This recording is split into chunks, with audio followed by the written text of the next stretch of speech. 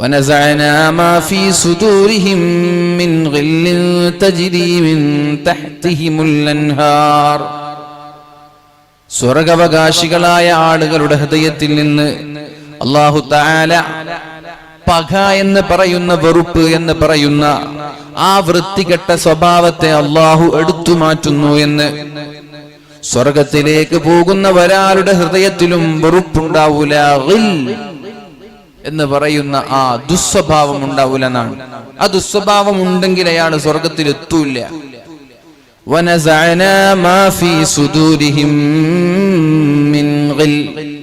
ഒരാളുടെ ഹൃദയത്തിൽ ഉണ്ടാകുന്ന ആ ദുസ്വഭാവം നാം ഊരിയെടുക്കുകയാണ്. എന്നിട്ട് നാം അവരെ സ്വർഗത്തിലേക്ക് പ്രവേശിപ്പിക്കുന്നുണ്ട്. അവര് പറയുന്നുണ്ട്, വഖാലുൽ ഹംദുലില്ലാഹില്ലദീ ഹദാനാ ലിഹാദാ. അല്ലാഹുവേ, ഞങ്ങൾക്ക് ഈ സ്വർഗം നൽകിയ നിനക്ക് ഞങ്ങൾ സർവസ്തുതിയും നൽകുകയാണ് റബ്ബേ. വമാ കുന്നാ ലിനഹ്തദിയ ലൗലാ അൻ ഹദാനല്ലാഹ്. അല്ലാഹുവേ, നീ ഞങ്ങൾക്ക് ഹിദായത്ത് നൽകിയില്ലായിരുന്നുവെങ്കിൽ ഞങ്ങൾ ആരും സന്മാർഗികളിൽ പെട്ടുപോകുമായിരുന്നില്ല. നീ നന്നാക്കിയത് കൊണ്ടാണ് ഞങ്ങൾ നന്നായത്. നീ നന്നാക്കിയത് കൊണ്ടാണ് ഞങ്ങൾ നന്നായത്. നീ ഞങ്ങളെ നന്നാക്കിയിരുന്നില്ലെങ്കിൽ ഞങ്ങളുടെ കാര്യം കഷ്ടമായിരുന്നു എന്ന് സ്വർഗാവകാശികൾ പറയുമെന്നാണ്. അപ്പൊ സ്വർഗാവകാശികളുടെ പ്രത്യേകത അവരുടെ ഹൃദയവിശാലതയാണ്. ആ ഒരു ഹൃദയവിശാലതയുണ്ടെങ്കിൽ മാത്രമേ നമ്മുടെ റമളാൻ, നമ്മുടെ നോമ്പ്, നമ്മുടെ അമലുകൾ എല്ലാം അല്ലാഹു സ്വീകരിക്കുള്ളൂ. പരിശുദ്ധമായ ബറാത്തിന്റെ രാത്രി അല്ലാഹു റബ്ബ് സുബ്ഹാനഹു വ തആല കൽബ് ഗോത്രത്തിലെ ആടുകളുടെ ശരീരത്തിലുണ്ടാകുന്ന രോമം കണക്കെ ആളുകളുടെ സർവ്വ പാപങ്ങളും പുറത്തു കൊടുക്കുമ്പോ ചില ആളുകളുടെ അമലുകൾ അല്ലാഹു മൈൻഡ് ചെയ്യൂല. അതിൽപ്പെട്ട ഒരാളാണ് പിണങ്ങി നിൽക്കുന്നവൻ, മുഷാഹിൻ. മറ്റൊരാളാണ് ഖാതിഉർ റഹീം, കുടുംബബന്ധം മാറി നിൽക്കുന്നവർ, കുടുംബക്കാരോട് പിണങ്ങി നിൽക്കുന്നവർ, തെറ്റി നിൽക്കുന്നവർ, മാതാപിതാക്കളോട് മോശമായി പെരുമാറുന്നവർ, ഭാര്യ മക്കളോട് മോശമായി പെരുമാറുന്നവർ. ഈ ആളുകളൊക്കെ ഒരു അമലും സ്വീകരിക്കപ്പെടാതെ അമലുകൾ അല്ലാഹു വലിച്ചെറിയുന്ന വിഭാഗത്തിലാണ്. മഹാന്മാരായ സ്വഹാബാക്കൾക്കൊക്കെ പേടിയായിരുന്നു എന്നാണ്. റമളാൻ ആകുമ്പോഴേക്കും മനസ്സിൽ ആരോടെങ്കിലും വെറുപ്പുണ്ടോ എന്ന പേടി. അങ്ങനെ ഒരു വെറുപ്പുള്ള സമയത്ത് റമളാൻ വരല്ലേ എന്നവർ കൊതിച്ചിരുന്നു എന്നാണ്. ഇനി റമളാൻ ആയാൽ അവര് വെറുപ്പൊക്കെ മാറ്റി ഹൃദയ ശുദ്ധിയോടുകൂടി ജീവിക്കാൻ അവർ തയ്യാറാകുമായിരുന്നു. അതുകൊണ്ട് റമളാനിലെ 2, 3, 4 ദിവസങ്ങളെ കഴിഞ്ഞിട്ടുള്ളൂ. നമ്മുടെ റമളാൻ സ്വീകരിക്കപ്പെടണമെങ്കിൽ ഒന്നാമത്തെ പ്രത്യേകത ഹൃദയശുദ്ധിയാണ്.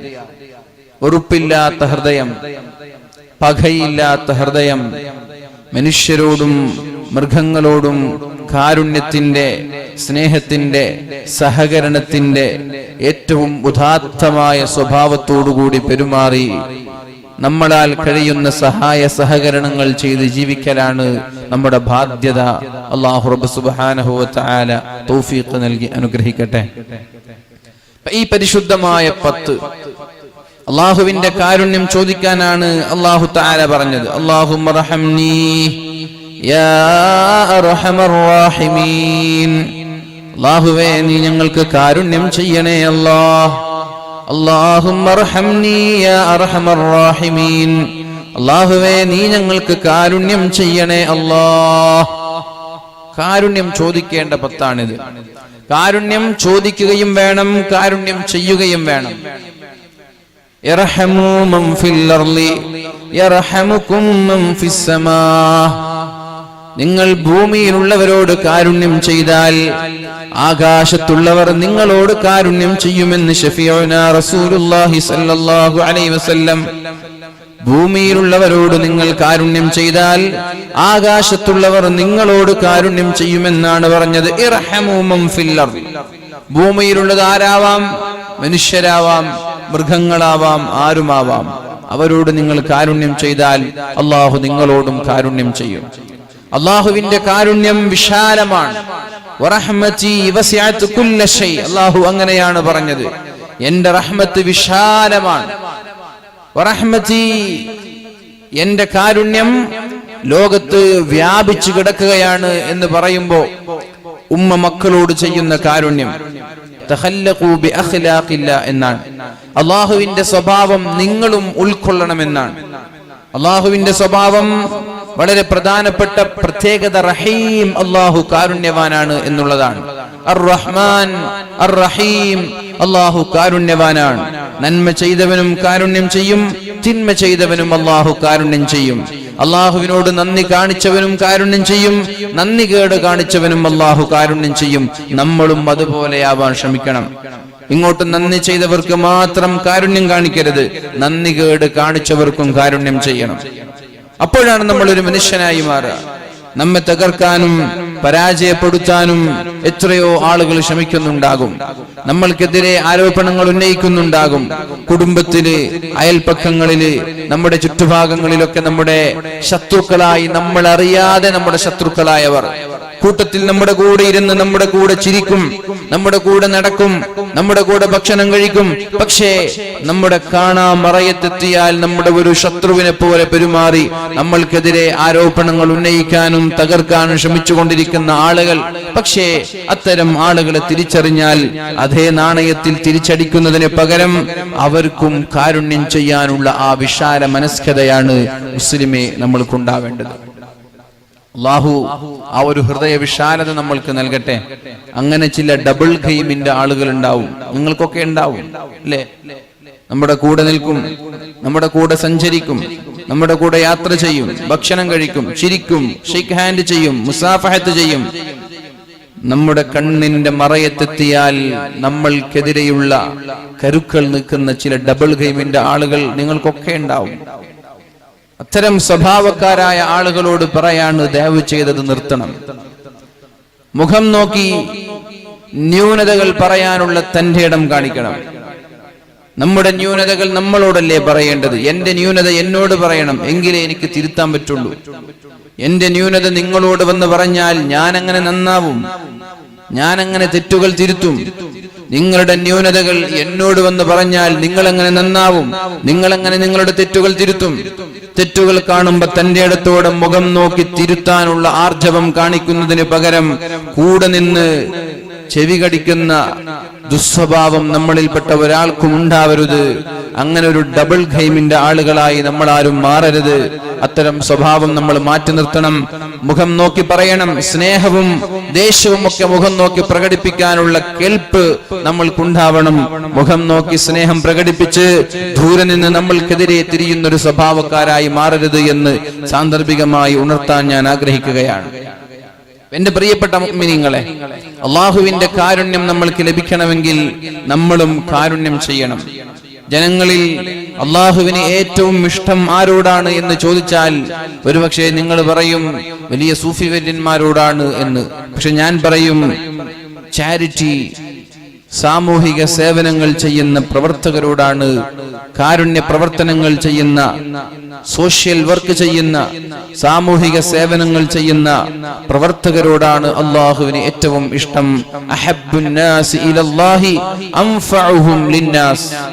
ജനങ്ങളിൽ ഏറ്റവും അല്ലാഹുവിന് ഇഷ്ടം ആരോടാണ് എന്ന് ചോദിച്ചാൽ തസ്ബീഹമാല കയ്യിൽ പിടിച്ച്, ജപമാല കയ്യിൽ പിടിച്ച് ഏതെങ്കിലും പള്ളികളുടെയോ അമ്പലങ്ങളുടെയോ ചർച്ചുകളുടെയോ മുക്കുമൂലകളിൽ ഇരുന്നു കൊണ്ട് 24 മണിക്കൂറും സുജൂദിൽ കിടക്കുന്ന മന്ത്രങ്ങൾ ഉച്ചരിക്കുന്ന ആളുകളോടല്ല.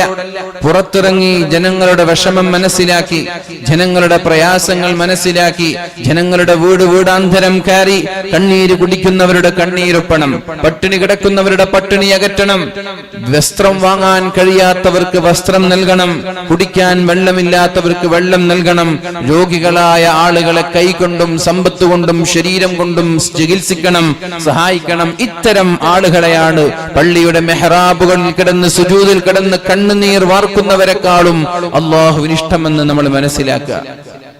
അഹബ്ബുൽ അഅമാലി ഇലല്ലാഹി സുറൂറുൻ തുദ്ഖിലുഹു അലാ മുസ്ലിം. അല്ലാഹുവിന് ഏറ്റവും ഇഷ്ടപ്പെട്ട അമൽ സുബ്ഹി നിസ്കാരത്തിന്റെ മുമ്പേ രാത്രി എല്ലാവരും കിടന്നുറങ്ങുന്ന സമയത്ത് എണീറ്റുകൊണ്ട് 2 റക്അത്ത് സുജൂദ് നിസ്കരിക്കലല്ല. അഹബ്ബുൽ അഅമാലി ഇലല്ലാഹി സുറൂറുൻ തുദ്ഖിലുഹു അലാ മുസ്ലിം. പ്രയാസം അനുഭവിക്കുന്നവന്റെ സമീപത്തു നിന്ന് അവന്റെ സമീപത്ത് പോയി അവന്റെ പ്രയാസങ്ങൾ മാറ്റി സന്തോഷത്തിന്റെ ഒരു വാക്ക് പറയുന്നത്, അവനെ സന്തോഷിപ്പിക്കാൻ വേണ്ടി നിങ്ങൾ ത്യാഗം ചെയ്യുന്നത്, അവന്റെ പ്രയാസം അകറ്റാൻ വേണ്ടി നിങ്ങൾ കഷ്ടപ്പെടുന്നത്, നിങ്ങൾ കാരണത്താൽ മറ്റൊരാൾക്കൊരു സന്തോഷമുണ്ടായാൽ അതാണ് അള്ളാഹു ഇഷ്ടപ്പെട്ട ഏറ്റവും വലിയ അമൽ എന്ന് പരിശുദ്ധ റസൂലുള്ളാഹി സ്വല്ലല്ലാഹു അലൈഹി വസല്ലം. നമ്മൾ എന്താ മനസ്സിലാക്കിയത്? പലരും ഇത്തരം സാമൂഹിക സേവനങ്ങൾ ചെയ്യാൻ മടി കാണിക്കുന്നവരാണ്. കാരണം എനിക്ക് ഖുർആൻ ഓതാൻ സമയം കിട്ടൂല, ദിക്റ് ചൊല്ലാൻ സമയം കിട്ടൂല, വായനക്ക് സമയം കിട്ടൂല എന്നൊക്കെ പറഞ്ഞു. വായന വേണം, ഖുർആൻ പാരായണം വേണം, സുന്നത്ത് നിസ്കാരങ്ങൾ വേണം, തസ്ബീഹ് വേണം, സ്വലാത്ത് വേണം. അതിനിടയിൽ ഒരല്പസമയം ചാരിറ്റിക്ക് വേണ്ടി, സാമൂഹിക സേവനത്തിന് വേണ്ടി, പാലിയേഷൻ സാന്ത്വനത്തിന് വേണ്ടിയൊക്കെ നമ്മൾ മാറ്റിവെക്കണം. എൻ്റെ പ്രിയപ്പെട്ട മുഅ്മിനീങ്ങൾ, ഒരല്പസമയം മാറ്റിവെച്ചാൽ മതി.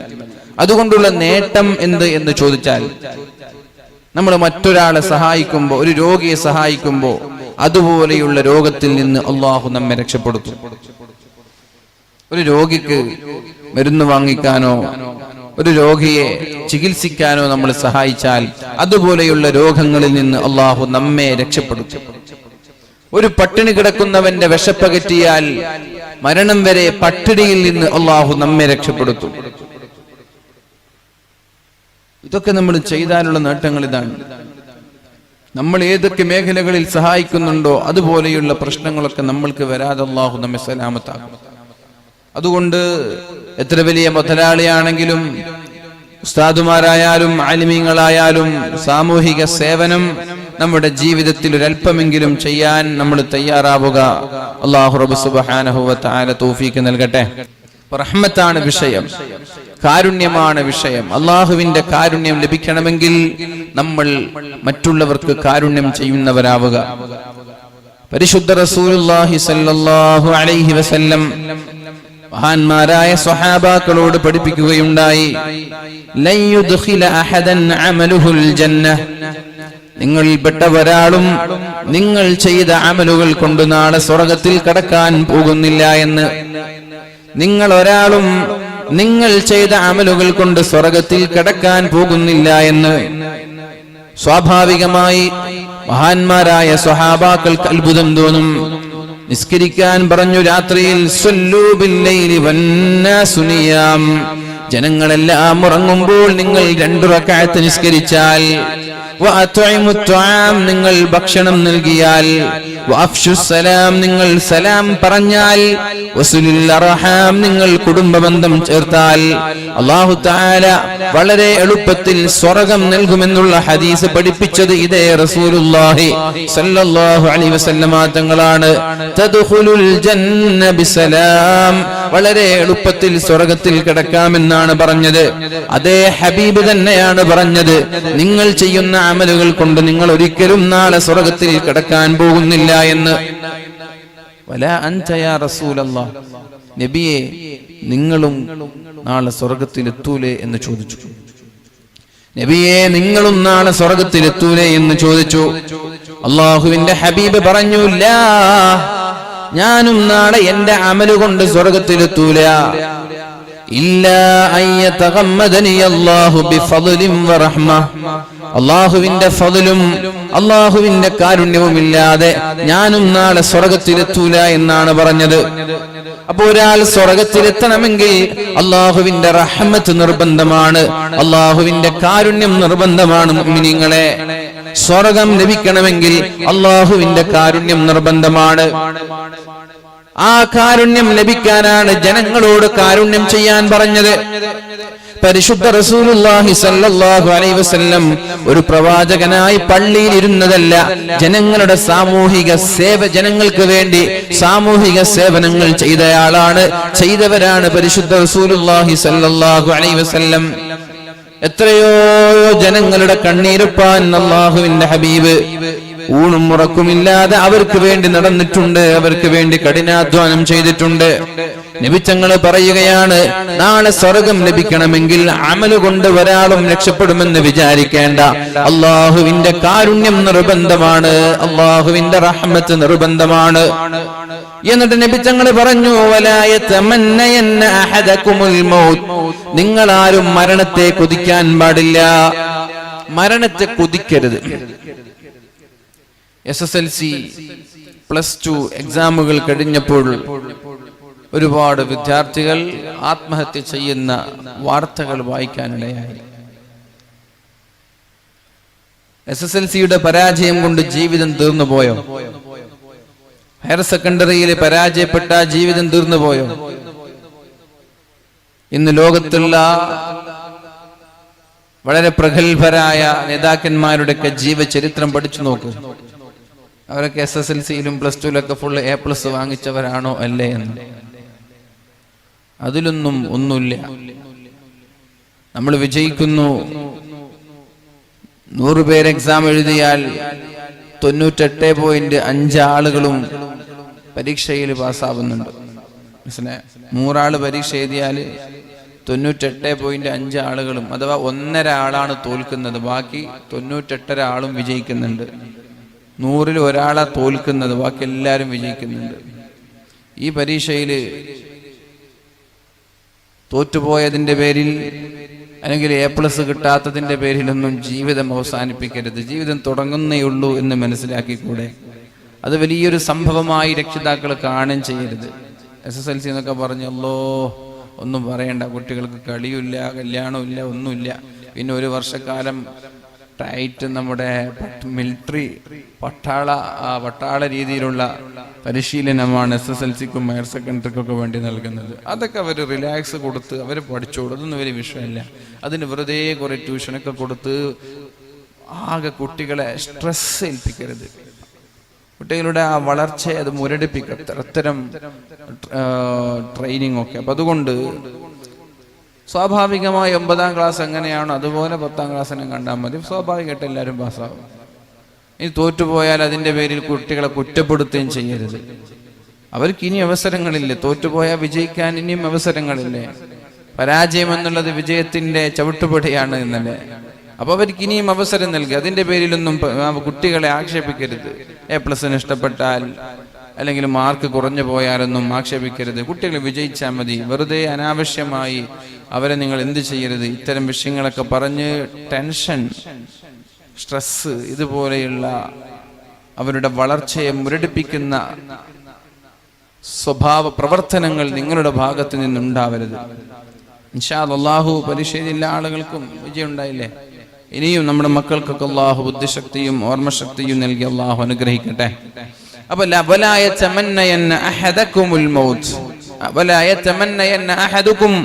നിങ്ങളിൽപ്പെട്ട ഒരാളും മരണത്തെ കൊതിക്കരുത്, മരിക്കാൻ ആഗ്രഹിക്കരുത്. പ്രയാസമുണ്ടായാൽ ഞാനൊന്ന് മരിച്ചു കിട്ടിയിരുന്നെങ്കിൽ, അങ്ങനെ കൊതിക്കരുത്.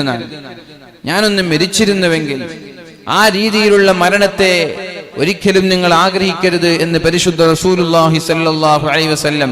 ഇമ്മാ മുഹ്സിനൻ, ഒന്നുകിൽ നിങ്ങൾ നല്ലവരായിരിക്കും, ഒന്നുകിൽ നിങ്ങൾ തെമ്മാടികളായിരിക്കും.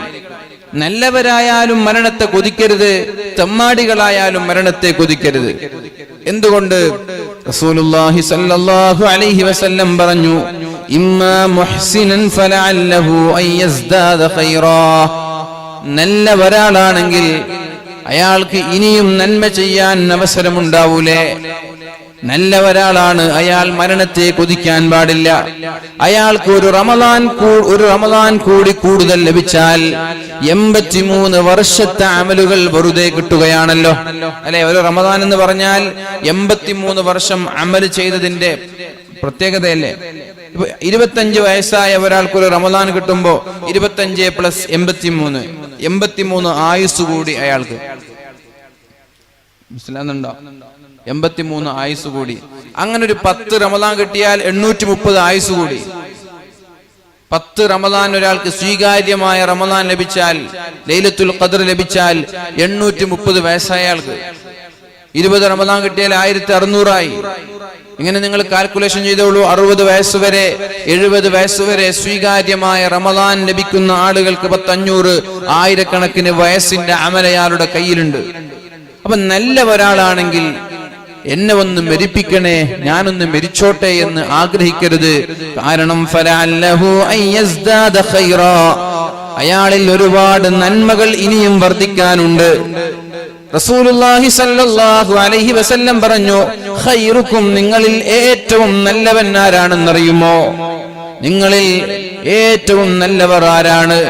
ഒരുപാട് കാലം ജീവിക്കുകയും വഹസുന അമലുഹു, ഒരുപാട് നന്മ ചെയ്യുകയും ചെയ്തവരാണ് നിങ്ങളിൽ ഏറ്റവും നല്ലവർ.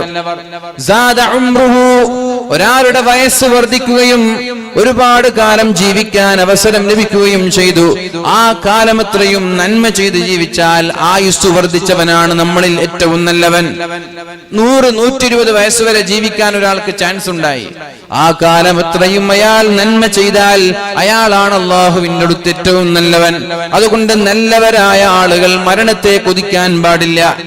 ഇനി ഒരാൾ തമ്മാടിയാണെങ്കിലോ അയാളും മരണത്തെ കൊതിക്കാൻ പാടില്ല. കാരണം എപ്പോഴെങ്കിലും അയാൾ നന്നായാലോ, അയാൾക്ക് തൗബ ചെയ്യാൻ അവസരമുണ്ടായാലോ, എത്രയോ പ്രഗത്ഭരായ പ്രശസ്തരായ തോന്നിവാസികളും തമ്മാടികളും സെക്കൻഡുകൾ കൊണ്ട് അള്ളാഹുവിന്റെ ഔലിയാക്കളായി മാറിയ ചരിത്രങ്ങൾ ഇഷ്ടം പോലെ കാണാം.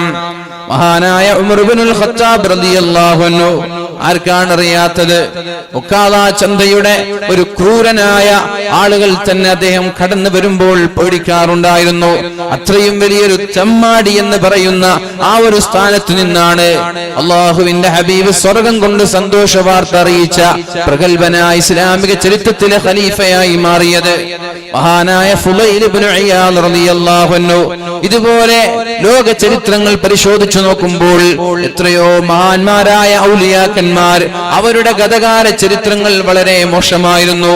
പക്ഷേ പെട്ടെന്ന് എന്തെങ്കിലും ഒരു വഅലോ ഒരായത്തോ അല്ലെങ്കിൽ ഏതെങ്കിലും ഒരു വ്യക്തിയിൽ നിന്നുള്ള കിട്ടുന്ന അനുഭവമോ ഇതൊക്കെ വെച്ച് അത്ഭുതകരമായ മാറ്റങ്ങൾ ഉണ്ടാവുകയാണ്. ഇന്നും അത് നടന്നുകൊണ്ടേയിരിക്കുകയാണ്. പരിശുദ്ധമായ ഖുർആനിന്റെ ആയത്തുകൾ കേട്ട് ഇസ്ലാമിലേക്ക് ആളുകൾ കടന്നു വരുന്നുണ്ട്. പെട്ടെന്നൊരു വാല് കേട്ട് ജീവിതത്തിൽ അത്ഭുതകരമായ മാറ്റങ്ങൾ ഉണ്ടാക്കുന്നവരുണ്ട്. നിരന്തരമായി കള്ളു കുടിച്ചിരുന്നവർ, നിരന്തരമായി വ്യഭിചരിച്ചിരുന്നവർ, തോന്നിവാസങ്ങളിൽ മുഴുകി ജീവിച്ചിരുന്നവർ എപ്പോഴോ ഫേസ്ബുക്കിലൂടെ ഒരു വാല് കേട്ടു. ആ ഒരു വാല് കാരണത്താൽ എല്ലാ തിന്മകളിൽ നിന്നും മാറി നന്മയുടെ പ്രതീകമായി മാറുന്നവരുണ്ട്. ഇഷ്ടംപോലെ സംഭവങ്ങളുണ്ട്. അതുകൊണ്ട് തെമ്മാടികളായാലും അവരും മരണത്തെ കൊതിക്കാൻ പാടില്ല.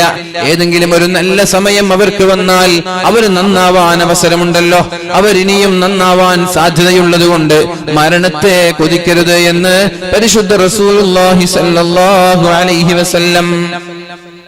മഹാനായ അബൂ ഹുറൈറ റളിയല്ലാഹു അൻഹു പറയുകയാണ്, സമിഅ്തു റസൂലല്ലാഹി സ്വല്ലല്ലാഹു അലൈഹി വസല്ലം, അല്ലാഹുവിന്റെ ഹബീബ് പറയുന്നുണ്ട്, ജഅലല്ലാഹുർ റഹ്മത മിഅത ജുസ്ഇൻ, അല്ലാഹുവിന്റെ കാരുണ്യം 100 തട്ടുകളാണ്, 100 ഭാഗങ്ങളാണ്. അല്ലാഹുവിന്റെ കാരുണ്യത്തെ 100 ഭാഗങ്ങളാക്കി. എന്നിട്ടോ ഫഅംസക ഇൻദഹു 99 ജുസ്അൻ, 99% അല്ലാഹു അവിടെ തന്നെ ബാക്കി വെച്ചു. ശ്രദ്ധിക്കണേ, അള്ളാഹുവിന്റെ കാരുണ്യത്തെ അള്ളാഹു 100% അതിൽ 99% അള്ളാഹു അവിടെ തന്നെ ബാക്കി വെച്ചു. ആകെ ഭൂമിയിലേക്ക് അള്ളാഹു അയച്ചത് 1% കാരുണ്യമാണ്, 1% റഹ്മത്താണ്, 1% കാരുണ്യമാണ് അള്ളാഹു ഭൂമിയിലേക്ക് പറഞ്ഞയച്ചത്. ആ 1% നിന്നാണ് മരണവേദന സഹിച്ചുകൊണ്ട്, മരണത്തിന് തുല്യമായ അസഹനീയമായ വേദന സഹിക്കുമ്പോഴും ജനിക്കാൻ പോകുന്ന കുഞ്ഞിനൊരു പോറലേൽക്കരുത് എന്ന് പറഞ്ഞ് കാലിട്ടടിക്കാതെ കുഞ്ഞിനെ കാത്തിരിക്കുന്ന ഉമ്മമാർ, അത് മൃഗങ്ങളായാലും ശരി മനുഷ്യരായാലും ശരി, മരണസമാനമായ വേദനയാണ് പ്രസവ സമയത്ത് ഏതൊരു ഉമ്മയും അനുഭവിക്കുന്നത്. ആ സമയത്ത് വേദന സഹിക്കുമ്പോൾ സ്വാഭാവികമായി കാലിട്ടടിച്ച് തന്റെ വേദനകളെ മറക്കാൻ ശ്രമിക്കുന്നതിന് പകരം കൈയും കാലും പിടിച്ചു വെച്ച് തന്റെ കുഞ്ഞിനൊരു പോറലേൽക്കരുത് എന്ന് ഒരു മാതാവ് ആഗ്രഹിക്കുന്നുവെങ്കിൽ ഈ അല്ലാഹു ദുനിയാവിലേക്ക് അയച്ച ഒരു കാരുണ്യത്തിന്റെ അംശമാണത്. കാട്ടിലെ വൈൽഡ് അനിമൽ എന്ന് നമ്മൾ വിളിക്കാറുള്ള, മറ്റുള്ള മൃഗങ്ങളെ കടന്നാക്രമിക്കാറുള്ള സിംഹങ്ങളും കടുവകളുമൊക്കെ ചെറിയ ചെറിയ കുഞ്ഞു മാൻപേടകളെ കാണുമ്പോ അതിനാക്രമിക്കാതെ അതിനെ താലോലിച്ച് വളർത്തുന്നത് അള്ളാഹുവിന്റെ കാരുണ്യത്തിൽ നിന്നുള്ള ഒരു കാരുണ്യത്തിന്റെ ഭാഗമാണത്. തന്റെ ഇരയാണ് സ്നേഹത്തോടെ താലോലിച്ച് വളർത്തുന്നത്, അത് ചെറിയൊരു കുഞ്ഞായതിന്റെ പേരിൽ.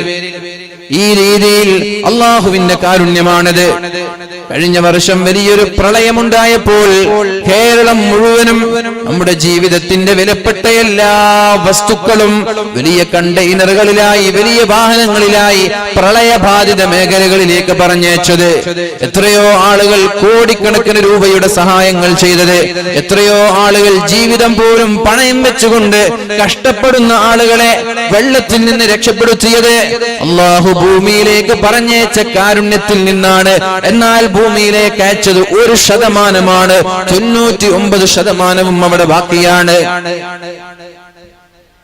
99% അവിടെ ബാക്കിയുണ്ടെങ്കിൽ നമ്മൾക്കൊക്കെ രക്ഷപ്പെടുമെന്നുള്ള പ്രതീക്ഷയോടുകൂടി ജീവിച്ചുകൂടെ? 1% ഇവിടുള്ളൂ. ഇത്രയൊക്കെ തെറ്റുകൾ ജീവിതത്തിൽ വന്നുപോയാലും, പാപങ്ങൾ ജീവിതത്തിൽ വന്നുപോയാലും അതിന്റെ പേരിൽ ശിക്ഷിക്കാതെ വീണ്ടും വീണ്ടും അല്ലാഹു നമ്മൾക്ക് നിഅമത്ത് നൽകുന്നത് ഈ ഒരു കാരുണ്യത്തിന്റെ ഭാഗമാണത്. സ്വാഭാവികമായി നമ്മളാണെങ്കിലോ, നമ്മളോട് മോശമായി നമ്മുടെ മക്കൾ പെരുമാറിയാൽ, നമ്മുടെ സ്റ്റാഫ് പെരുമാറിയാൽ, നമ്മുടെ ജോലിക്കാർ പെരുമാറിയാൽ, നമ്മുടെ സുഹൃത്തുക്കൾ പെരുമാറിയാൽ പിന്നെ അവരെ നമ്മൾ തിരിഞ്ഞു നോക്കുകയോ അവരെ നമ്മൾ സഹായിക്കുകയോ ചെയ്യാറില്ല. ഉണ്ടോ? നമ്മൾക്കെതിരെ ആരെങ്കിലും തിരിഞ്ഞ പിന്നെ നമ്മൾ അവരെ സഹായിക്കും. സ്വന്തം മക്കളാണെങ്കിൽ വരെ 1, 2, 3 തവണയൊക്കെ അവർക്ക് എക്സ്ക്യൂസ് നൽകും, ഇളവ് നൽകും, പിന്നെ നമ്മൾ അവരെ വെറുതെ വിടൂല. എന്നാൽ അല്ലാഹു തആല ഇത്രയെല്ലാം തമ്മാടിത്തങ്ങൾ ചെയ്താലും തോന്നിവാസങ്ങൾ ചെയ്താലും വീണ്ടും വീണ്ടും അല്ലാഹുവിന്റെ കാരുണ്യത്തിന്റെ ഓരോ അനുഗ്രഹങ്ങൾ അല്ലാഹു നമ്മൾക്ക് നൽകിക്കൊണ്ടേയിരിക്കുകയാണ്. അതെല്ലാം അല്ലാഹുവിന്റെ കാരുണ്യത്തിന്റെ ഒരു ഭാഗമാണ് എന്ന് നമ്മൾ മനസ്സിലാക്കുക. 99% അവിടെ ബാക്കിയുണ്ട് മുഅ്മിനീങ്ങളെ. അതുകൊണ്ട് പ്രതീക്ഷയോടുകൂടി വേണം നാളെ അല്ലാഹുവിന്റെ ഈ ദുനിയാവിൽ നിന്ന് നാളെ ആഖിറത്തിലേക്ക് കടന്നു ചെല്ലാൻ. അല്ലാഹു നമ്മൾക്ക് ഹിസാബില്ലാത്ത, അദാബില്ലാത്ത സ്വർഗ്ഗം നൽകി അല്ലാഹു നമ്മെ അനുഗ്രഹിക്കട്ടെ. മഹാനായ അബൂ ഹുറൈറ റളിയല്ലാഹു അൻഹു പറയുന്ന ഒരു സംഭവം, സമിഅതു റസൂലുള്ളാഹി സ്വല്ലല്ലാഹു അലൈഹി വസല്ലം, അല്ലാഹുവിന്റെ ഹബീബ് സ്വല്ലല്ലാഹു അലൈഹി വസല്ലം പറഞ്ഞു, ഇന്ന റജുലൈനി കാനാ ഫീ ബനീ ഇസ്രായീല മുതഹാബീൻ. ബനൂ ഇസ്രായേലിൽ രണ്ട് സഹോദരന്മാർ, 2 ചെറുപ്പക്കാർ, സ്നേഹിതന്മാരായ 2 ചെറുപ്പക്കാരുണ്ടായിരുന്നു. ബനൂ ഇസ്രായേലിൽ 2 സുഹൃത്തുക്കൾ ഉണ്ടായിരുന്നു, 2 ചങ്ങാതിമാരുണ്ടായിരുന്നു. പരസ്പരം നല്ല സ്നേഹിക്കുന്നവരായിരുന്നു അവർ. അതിലൊരാൾ നല്ലൊരു ആബിദായ സൂഫി വര്യനായ ഒരു മനുഷ്യനാണ് ഒരാൾ. എന്നാൽ മറ്റേ ചങ്ങാതി ഒരു ചെമ്മാടിയാണ്, തോന്നിവാസിയാണ് അയാൾ. മറ്റേ ചങ്ങാതി തോന്നിവാസിയാണ്. രണ്ടാളും സുഹൃത്തുക്കളാണ്. ഒരാള് നല്ല സൂഫി വര്യൻ, ആബിദാണ്, ദിക്റും സ്വലാത്തൊക്കെ ചൊല്ലി ജീവിക്കുന്ന ഒരാൾ. എന്നാൽ തന്റെ സുഹൃത്തിന്റെ അവസ്ഥയോ, അയാൾ കള്ളും കുടിച്ച് വ്യഭിചരിച്ച് തോന്നിവാസങ്ങളൊന്നും ഒഴിവാക്കുന്നില്ല. ഈ രീതിയിലൊരു തെമ്മാടിയായിട്ട് ഇങ്ങനെ ജീവിക്കാൻ. എന്നാ ഈ സൂഫി തന്റെ ചങ്ങാതിയോട് ഇടക്കിടക്ക് പറയും, അഖ്സിർ അമ്മാ അൻത ഫീ. മോനെ, ഇതൊക്കെ നിർത്ത് മോനെ, ഇതൊക്കെ നിർത്ത്. എന്തിനാണ് ഇങ്ങനെ തെറ്റുകൾ ചെയ്യുന്നത്? നന്നായിക്കൂടെ എന്നിങ്ങനെ ചോദിച്ചുകൊണ്ടേ ഇരിക്കും. അപ്പൊ സുഹൃത്ത് പറയും, ഖല്ലിനി വറബ്ബി, it is none of your business. ഇത് നീ നോക്കണ്ട, ഇത് നിന്റെ കാര്യമല്ല, എന്നെയും എന്റെ റബ്ബിനെയും വെറുതെ വിട്ടേക്ക്. ഖല്ലിനി വറബ്ബി, നീ നിന്റെ കാര്യം ചെയ്താൽ മതി, എന്റെ ഖബറിലേക്ക് നീ വരുന്നില്ലല്ലോ. അങ്ങനെയൊക്കെ പറയുന്ന ആളുകൾ ഉണ്ടോ ഇവിടെ? അല്ലെ, നീ നിന്റെ കാര്യം നോക്കിയാൽ മതി, എന്റെ ഖബറിലേക്ക് നീ വരുന്നില്ലല്ലോ, നിന്റെ ഖബറിലേക്ക് ഞാനും വരുന്നില്ല, അതുകൊണ്ട് യുവർ ഓൺ ബിസിനസ്, നിന്റെ കാര്യം നോക്കിയാൽ മതി എന്നൊക്കെ പറയുന്ന ആളുകൾ നമ്മുടെ സദസ്സിലുണ്ടാവും. നമ്മൾക്ക് അങ്ങനെയുള്ള അനുഭവങ്ങൾ ഉണ്ടാവും. എന്നാലും ഈ സൂഫിയായ സുഹൃത്ത് നിർത്തിയില്ല. എന്ത് തെറ്റ് ചെയ്യുന്നത് കാണുമ്പോഴും എടോ നിർത്തടോ നിർത്തടോ എന്നിങ്ങനെ പറയും. തെറ്റൊഴിവാക്കിക്കൂട്ടെ എന്ന് പറയും. ഇയാൾ വീണ്ടും പറയും ഖല്ലിനി റബ്ബി, എന്നെയും എന്റെ റബ്ബിനെയും വിട്ടേക്ക് എന്ന് പറയും. അങ്ങനെ ഒരു ദിവസം സുഹൃത്തിന്റെ അടുത്ത് നിന്ന് എന്തോ ഒരു വലിയൊരു അപാകത വന്നുപോയി. ഈ ചമ്മാടിയായ സുഹൃത്ത് വീണ്ടും വലിയൊരു പാപം ചെയ്തു, വീണ്ടും ഒരു തോന്നിവാസം ചെയ്തു. ഇത് അദ്ദേഹത്തിന് ഇഷ്ടപ്പെട്ടില്ല. സുഹൃത്തായ ഈ സൂഫി വര്യന് അത് ഇഷ്ടപ്പെട്ടില്ല. വീണ്ടും പറഞ്ഞു എടോ നിർത്തിക്കൂടെ. അയാൾ പറഞ്ഞു ഖല്ലിനി വറബ്ബി അബുഇത്ത അലൈനാ റഖീബ, എന്റെ കാര്യം നോക്കാൻ അല്ലാഹു നിന്നെ ഏൽപ്പിച്ചിട്ടുണ്ടോ? എന്നെ നിരീക്ഷിക്കാൻ അല്ലാഹു നിന്നെ ഏൽപ്പിച്ചിട്ടുണ്ടോ? നീ നിന്റെ കാര്യം നോക്കിയാൽ മതി എന്ന് പറഞ്ഞു ചൂടായി.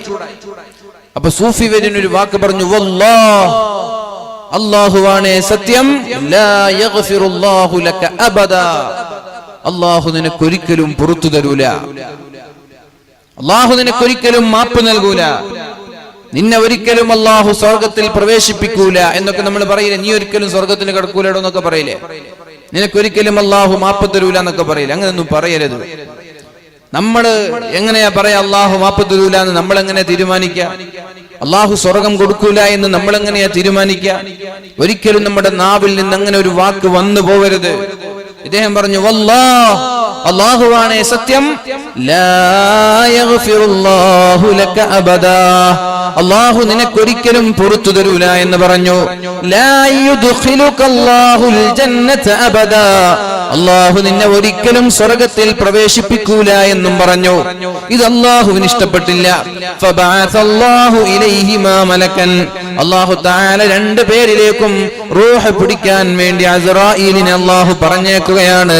രണ്ടുപേരുടെയും റൂഹ് പിടിച്ചു. രണ്ടുപേരും മരണപ്പെട്ടു പോയി. ഫജ്തമഅ ഇൻദഹ്, രണ്ടുപേരെയും അല്ലാഹു ഒരുമിച്ച് കൂട്ടി. എന്നിട്ട് ചമ്മാടിയായ തെറ്റുകാരനോട് അല്ലാഹു പറഞ്ഞു, ഉദ്ഖുലുൽ ജന്നത ബിറഹ്മതി, നീ സ്വർഗ്ഗത്തിലേക്ക് പോയിക്കോളൂ, എന്റെ കാരുണ്യം കൊണ്ട്, എന്റെ റഹ്മത്ത് കൊണ്ട് നീ സ്വർഗ്ഗത്തിലേക്ക് പോയിക്കോളൂ എന്ന് ചമ്മാടിയോട് അല്ലാഹു പറഞ്ഞു, ചോദ്യം പോലുമില്ലാതെ. എന്നാൽ സൂഫിയായ മനുഷ്യനോട് അല്ലാഹു പറഞ്ഞു, അതസ്തതിഉ, നിനക്ക് കഴിയുമോടാ, നിനക്ക് സാധിക്കുമോ എന്റെ അടിമയ്ക്ക് ഞാൻ നൽകുന്ന കാരുണ്യത്തെ തടയാൻ നീ ആരാ? എന്റെ അടിമയ്ക്ക് ഞാൻ നൽകുന്ന കാരുണ്യത്തെ തടയാൻ നീ ആരാ? സ്വർഗത്തിലേക്ക് പ്രവേശിപ്പിക്കൂല എന്ന് പറയാൻ നീ ആരാ? പാപം ഞാൻ പുറത്തു തരൂല എന്ന് പറയാൻ നീ ആരാ? നിനക്കാരാണ് സമ്മതം തന്നത്? എന്നിട്ട് അല്ലാഹു തആല മലക്കുകളോട് പറഞ്ഞു, ഇദ്ഹബൂ ബിഹി ഇലന്നാർ, അയാളെ നരകത്തിലേക്ക് കൊണ്ടുപോകണമെന്ന് പറഞ്ഞ് സൂഫി വര്യന് നരകത്തിലും ചമ്മാടി സ്വർഗത്തിലും എത്തിയ കഥ പരിശുദ്ധ റസൂലുള്ളാഹി സ്വല്ലല്ലാഹു അലൈഹി വസല്ലം.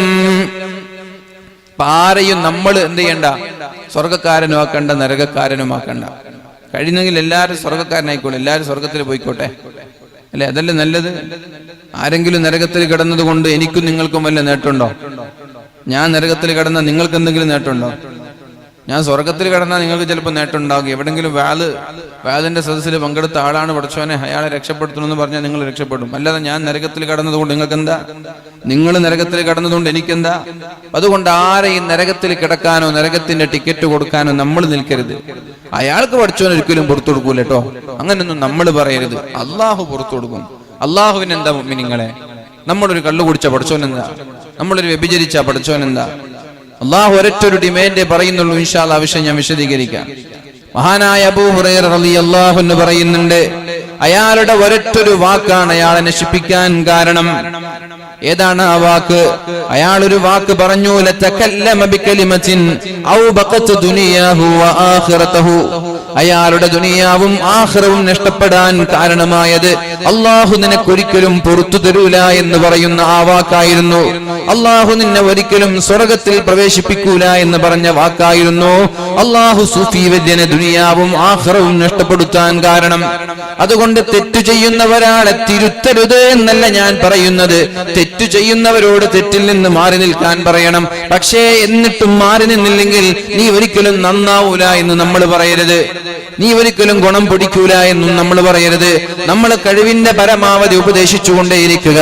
ഒരാൾക്കും അല്ലാഹുവിന്റെ റഹ്മത്തിനെ നമ്മൾ തടയാൻ പാടില്ല. മുഅ്മിനീങ്ങളെ, അല്ലാഹു റബ്ബ് സുബ്ഹാനഹു വ തആല തെറ്റു ചെയ്തവനും തെറ്റു ചെയ്യാത്തവനുമൊക്കെ അവന്റെ പ്രത്യേകമായ റഹ്മത്ത് കൊണ്ട് അല്ലാഹു സ്വർഗ്ഗം നൽകുന്നവനാണ്. ഇത് അല്ലാഹുവിന്റെ കാരുണ്യത്തിൽ നിന്ന് 1% കാരുണ്യമാണ്. ആഖിറത്തിൽ 99 അവിടെ ബാക്കിയുണ്ടല്ലോ. അതേപോലെ തന്നെയാണ് പരിശുദ്ധ റസൂലുള്ളാഹി സ്വല്ലല്ലാഹു അലൈഹി വസല്ലം നബി തങ്ങളെ കുറിച്ച് പറഞ്ഞത്, വമാ അർസൽനാക ഇല്ലാ റഹ്മത്തൻ ലിൽ ആലമീൻ. നബിയെ, ലോകർക്കുള്ള കാരുണ്യവാനാണ് നിങ്ങൾ. ആ നബി തങ്ങളുടെ സമീപത്തേക്ക് ഒരാൾ കടന്നു വരുന്നുണ്ട്. ശൈഖുൻ കബീർ, വയസ്സനായ ഒരു മനുഷ്യൻ അല്ലാഹുവിന്റെ ഹബീബിന്റെ സമീപത്തേക്ക് കടന്നു വരുന്നുണ്ട്. സഖത ഹാജിബാഹു അലാ ഐനൈ, അദ്ദേഹത്തിന്റെ പിരികങ്ങൾ, വയസ്സ് കാരണം പിരികങ്ങളെല്ലാം വലുതായി കണ്ണിലേക്ക് വീണിട്ടുണ്ട്. കണ്ണുപോലും കാണുന്നില്ല, പിരികം പോലും വളർന്ന് കണ്ണിലേക്ക് വീണുപോയൊരു വയസ്സായൊരു മനുഷ്യൻ. അദ്ദേഹത്തിന്റെ കയ്യിലൊരു വടിയുണ്ട്. ആ വടിയിൽ ഊന്നി പിടിച്ചാണ് അയാൾ നടക്കുന്നത്. അഥവാ വൃദ്ധനാണ്, നടക്കാൻ പോലും കഴിയാതെ താടി രോമങ്ങളും മുടിയും നരബാധിച്ച വൃദ്ധനായ ഒരു മനുഷ്യൻ അല്ലാഹുവിന്റെ ഹബീബിന്റെ സമീപത്തേക്ക് കടന്നു വന്നിട്ട് നബി തങ്ങളോട് ചോദിക്കുന്നുണ്ട്, അറഅയ്ത റജുലൻ, നബിയെ, നിങ്ങളോട് ഒരാളെ കുറിച്ച് അഭിപ്രായം ചോദിക്കാനാണ് ഞാൻ കടന്നു വന്നത്. അമിലദ്ദുനൂബ കുല്ലഹാ, ദുനിയാവിലൊരു തെറ്റ് പോലും അയാൾ ഒഴിവാക്കിയിട്ടില്ല നബിയെ. ദുനിയാവിലൊരു തെറ്റും അയാൾ ഒഴിവാക്കിയിട്ടില്ല. അഥവാ എല്ലാ ചമ്മാടിത്തരങ്ങളും ചെയ്ത ഒരാൾ, അയാളെ കുറിച്ചൊരു അഭിപ്രായം ചോദിക്കാൻ വേണ്ടി കടന്നു വന്നതാണ്. ലം യത്റുക് ദാജതൻ വലാ ഹാജതൻ ഇല്ലാ അതാഹാ. പെണ്ണ് വേണമെന്ന് തോന്നുമ്പോൾ വ്യഭിചരിക്കും, കള്ള് വേണമെന്ന് തോന്നുമ്പോൾ കുടിക്കും, വെട്ടണമെന്ന് തോന്നുമ്പോൾ യുദ്ധം ചെയ്യണമെന്ന് തോന്നുമ്പോൾ ആക്രമിക്കും. ഈ രീതിയിൽ ജീവിതത്തിന്റെ എല്ലാ ഹറാമായ സുഖങ്ങളും ആസ്വദിച്ച ഒരാൾ ഒന്നുപോലും അയാൾ ജീവിതത്തിൽ ഒഴിവാക്കിയിട്ടില്ല. അയാളുടെ തെറ്റുകളെ നമ്മളൊന്ന് തൂക്കി നോക്കിയാൽ ദുനിയാവ് മുഴുവനും മറികടക്കുന്ന രീതിയിലുള്ള പാപങ്ങളാണ് അയാൾ ചെയ്തത്. അയാൾ ചെയ്യുന്ന തെറ്റുകളെ നമ്മളൊന്ന് തൂക്കി നോക്കിയാൽ ദുനിയാവ് മുഴുവനും പരന്നു കിടക്കുന്ന വിശാലമായ തെറ്റുകളാണ് അയാൾ ചെയ്തത്. അയാളുടെ ഒരൊറ്റൊരു തെറ്റു കാരണത്താൽ അള്ളാഹുവിന് വേണമെങ്കിൽ ദുനിയാവ് മുഴുവനും നശിപ്പിക്കാം. അദ്ദേഹം പറയാണ് നബി തങ്ങളോട്, അയാൾ ചെയ്ത തെറ്റ്, ഒരു തെറ്റെടുത്താൽ വരെ അള്ളാഹുവിന് ആ ഒരു തെറ്റ് കാരണത്താൽ ദുനിയാവ് മുഴുവനും നശിപ്പിക്കാം. അയാൾക്ക് അല്ലാഹു പുറത്തു കൊടുക്കുമോ, അയാൾക്ക് തൗബയുണ്ടോ എന്ന് പരിശുദ്ധ റസൂലുള്ളാഹി സ്വല്ലല്ലാഹു അലൈഹി വസല്ലം തങ്ങളോട് ചോദിച്ചു. നബി തങ്ങൾക്ക് കാര്യം മനസ്സിലായി. ഇദ്ദേഹം ചോദിക്കുന്നത് വേറെ ഒരാളെ കുറിച്ചല്ല, സ്വന്തത്തെ കുറിച്ച് തന്നെ ചോദിക്കാൻ. അപ്പൊ അദ്ദേഹത്തിന് നാണമുണ്ട്, ഞാനാണ് എന്ന് പറയാൻ. അപ്പൊ വേറെ ഒരാളെ കുറിച്ച് ഇങ്ങനെ ചോദിക്കാൻ, അള്ളാഹു ഒരാൾ ഇങ്ങനെ തെറ്റ് ചെയ്താൽ മാപ്പുണ്ടോ? അള്ളാഹു ചോദിച്ചോ, നബി തങ്ങൾ ചോദിച്ചോ അയാളോട്, നീ മുസ്ലിമായോ, നീ മുസ്ലിമായോ എന്ന് ചോദിച്ചു. ഹൽ അസ്ലംത, നീ മുസ്ലിമായോ എന്ന് ചോദിച്ചു. അദ്ദേഹം പറഞ്ഞു, അശ്ഹദു അല്ലാ ഇലാഹ ഇല്ലല്ലാഹ് വ അന്നക റസൂലുള്ളാഹ്. നബിയെ, ഞാൻ മുസ്ലിമാവുകയാണ്. അശ്ഹദു അല്ലാ ഇലാഹ ഇല്ലല്ലാഹ് വ അന്നക റസൂലുള്ളാഹ് എന്ന് പറഞ്ഞയാൾ മുസ്ലിമായി. ഉടനെ തന്നെ നബി തങ്ങൾ പറഞ്ഞു, തഫ്അലുൽ ഖൈറാത്ത്, നീ ഇനി മുതൽ നന്മ മാത്രം ചെയ്യുക. തഫ്അലുൽ ഖൈറാത്ത്, ഇനി മുതൽ നീ നന്മ മാത്രം ചെയ്യുക. വതത്റുകുസ് സയ്യിആത്ത്, തിന്മകളെ നീ വർജിക്കുക, തെറ്റുകൾ നീ ചെയ്യരുത്. എങ്കിൽ ഫയജഅലുഹന്നല്ലാഹു കുല്ലഹുന്ന ഖൈറാത്ത്, ഫയജഅലുഹന്നല്ലാഹു ലക കുല്ലഹുന്ന ഖൈറാത്ത്. നീ നിന്റെ കഴിഞ്ഞ കാലങ്ങളിൽ ചെയ്തു പോയ സകലമാന തമ്മാടിത്തരങ്ങൾക്കും അല്ലാഹു തആല പ്രതിഫലം നൽകുമെന്ന് പരിശുദ്ധ റസൂലുള്ളാഹ്. നീ തൗബ ചെയ്ത് നന്നാവാൻ തയ്യാറായാൽ, തങ്ങൾ പറയാൻ, നീ തൗബ ചെയ്ത് നന്നാവാൻ തയ്യാറായാൽ നിന്റെ കഴിഞ്ഞുപോയ എല്ലാ പാപങ്ങൾക്കും അല്ലാഹു തആല മാപ്പ് നൽകുമെന്ന് മാത്രമല്ല, ആ പാപങ്ങളെല്ലാം അല്ലാഹു റബ്ബ് സുബ്ഹാനഹു വ തആല നന്മകളാക്കി മാറ്റിമറിക്കുമെന്ന് ശഫീഉനാ റസൂലുള്ളാഹ്. തിന്മകളെ നന്മയാക്കി മാറ്റിമറിക്കുമെന്നാണ്. കള്ളു കുടിച്ചതാണ്, പക്ഷെ അയാൾ തൗബ ചെയ്ത് നന്നായതിനു ശേഷം ആ കള്ളു കുടിച്ചതിനും കൂലി, പ്രതിഫലം. വ്യഭിചരിച്ചതാണ്, തൗബ ചെയ്ത് നന്നായതിനു ശേഷം അതിനും പ്രതിഫലം. അതുകൊണ്ട് തൗബയുടെ വാതിൽ നമ്മുടെ മുമ്പിൽ തുറക്കപ്പെട്ട് കിടക്കുകയാണ്. ഈ പരിശുദ്ധമായ റമദാൻ അല്ലാഹുവിലേക്ക് കരയാൻ സമയം കണ്ടെത്തണം നമ്മൾ. ഐനുൻ ബക്കത് മിൻ ഖശിയത്തില്ലാഹ്, അല്ലാഹുവിനെ ഓർത്ത് കരയുന്നവർ, അല്ലാഹുവിനെ ഓർത്ത് കരയുന്നവർ, അല്ലാഹുവിനെ പേടിച്ച് ഒരു തുള്ളിയെങ്കിലും കണ്ണുനീര് നിങ്ങളുടെ കണ്ണിൽ നിന്ന് വീണാൽ രക്ഷപ്പെടും മുഅ്മിനീങ്ങളെ. ഒരു തുള്ളി കണ്ണുനീര് വീണാൽ മതി. നിങ്ങളുടെ കുപ്പായവും പർദ്ദയൊക്കെ നനയണമെന്നില്ല. ഒരു തുള്ളി കണ്ണുനീര്, മിസ്ല റഅസി ദുബാബ്, ഈച്ചയുടെ തലയുടെ കണക്കെ ഒരു തുള്ളി പടച്ച റബ്ബിനെ പേടിച്ചിട്ട് വീണാൽ, പ്രേമം പൊട്ടിയതിന്റെ പേരിലല്ല, ബിസിനസ് പൊട്ടിയതിന്റെ പേരിലല്ല, പിന്നെയോ അള്ളാഹുവിനെ പേടിച്ചു.